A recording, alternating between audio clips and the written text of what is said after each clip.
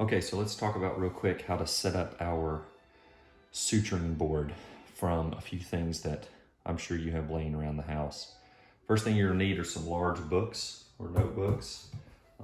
If you've still got your clinical medicine textbooks, not only do you use it in clinical practice all the time, but it's great for these purposes here today. The other thing you'll need is a hanger and a rubber band, and then obviously something, you'll need your suture on the end. So a little piece of shoestring is something that works pretty good there.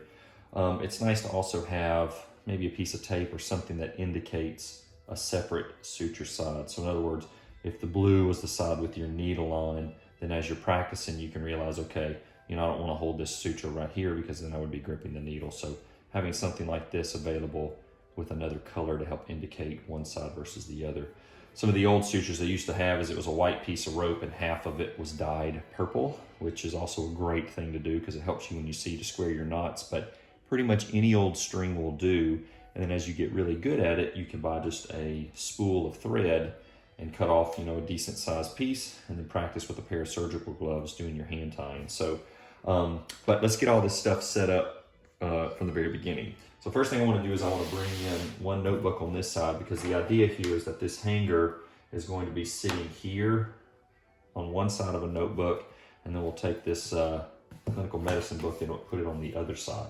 And that way you've got some space. Obviously you're not laying on top of your desk or your dresser or whatever you may be using. The other thing now is I want you to take your rubber band.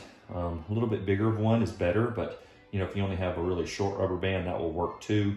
Just your tension will be a little bit more when you're trying to tie this together. So if you have one that's a little bit larger, that'll probably work out a little bit better for you. So first thing I want to do is I want to take it, I want to throw it over the hanger part, very simply, wrap it around the bottom, okay, and then back over the hook again, okay. So I've just made a loop around it. And as you can see, kind of on this angle, you've got one on each side, which ideally you would maybe only have just one, but in this case, this is how this works. And then in order to give yourself some tension when you're suturing, just slide these edges one side to the other like this. And that way when you put your string in there, you've got something that's giving you a little tension, trying to give you the same amount of tension that you would have when pulling human tissue together. Okay, so that's where that's coming from right there.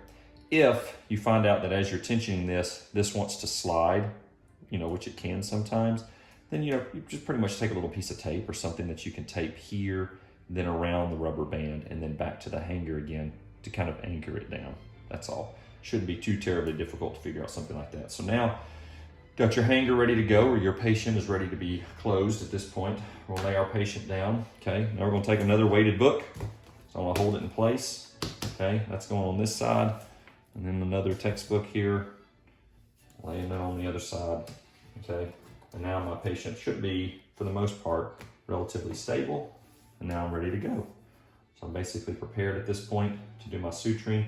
I've got plenty of room underneath. I can stand up over my patient like you would be in the real operating room. Not necessarily sitting down, you can if you want to, but for me, I typically like to stand up. So I'm over my patient, I've got plenty of room to work with. And then as I pass my sutures through, then we'll come back in another video and we'll talk about how to tie these things, okay? So that's what we're doing. Hopefully this is something that you can make at home and be able to use practically as you learn how to hand tie.